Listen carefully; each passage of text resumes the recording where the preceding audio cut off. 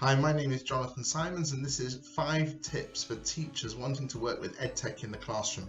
And this is part 1 because really there are actually so many things that need advice on when it comes to introducing EdTech in the classroom. And I was thinking of loads more as I was writing this, but we'll start off with 5, and they're not in any order of importance, but the advice is important nonetheless, because so many of us as teachers today are starting off in technology. We've got to try and incorporate it into our lessons. So tip number 1 is remember it takes time. Rome wasn't built in a day, and it will take you time to learn, or really just to get your head round using a new app in the classroom. You'll be watching YouTube videos, you'll be testing it out, and it just takes time. Don't rush, make sure you are ready before you test it out on the students, but just remember it takes time. So the second one, which is actually extremely important in today's age where we are embracing technology faster than ever due to the COVID crisis, is don't throw the baby out with the bathwater. There are so many teachers which I've seen, experienced teachers, which literally get so upset because they're worried about using technology, but they have their own special skills. Maybe it's in music, sewing or craft, which they can contribute, and we forget sometimes that our students need to have a bank of skills in order to be successful in the society that we live in.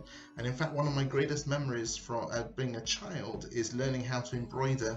In fact, I still have that embroidery that I made some 30 plus years later. So just remember, you are talented, you've got something to bring to the table, and don't get disheartened. The third one is make a PLN. Now, PLN stands for a personal learning network. As someone that is involved in technology, I find that got so many questions that I need to ask, and basically you will find online, it can be through Facebook, the official sites of various apps, and you can join them and you can ask your questions to them. And often, because of the time differences that people are on these groups, is that you can get a question more or less straight away, even though you're asking it at some ungodly hour in the middle of the night, because for somebody else in the world it's daytime.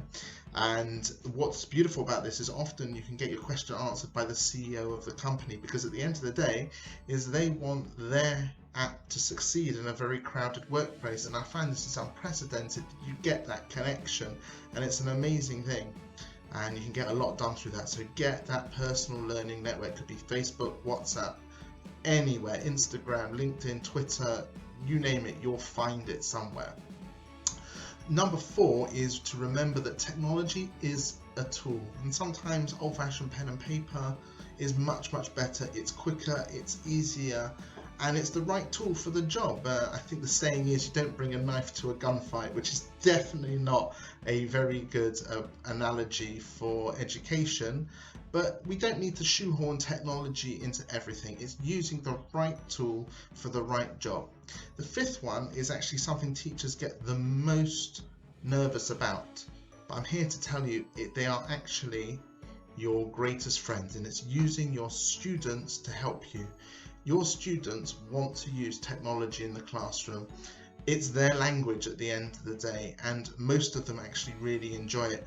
And they will product test for you, and they will show you how to use deeper features in the app. As long as you know basically how to use the app which you have decided to use, to get the children signed in and show them some basic tips, their natural curiosity will help them, or their natural curiosity will help you find out deeper uses for the app, and actually more appropriate uses for it in the classroom, because the children do know what they're doing. Don't be worried by letting them be involved in the creative process, and they will champion you to other members of staff in school, and they will really help you along. They want your best at the end of the day, and if you make the lessons fun and they can see that that's what you're doing, they will help you all of the way. And it doesn't matter, don't feel worried that you're going to lose control.